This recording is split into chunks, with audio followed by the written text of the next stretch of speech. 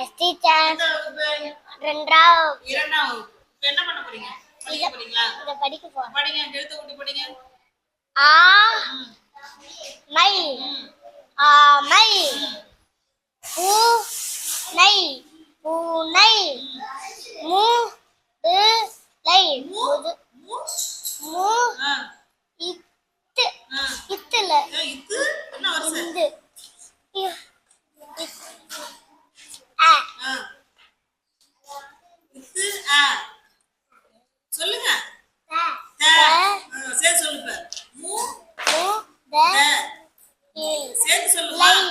ஆ மு தை த உதை உதை இல்ல முததான். உத உத லை லை முதலை. அவ்வளவுதான். Very good. ஆந்தை ஆ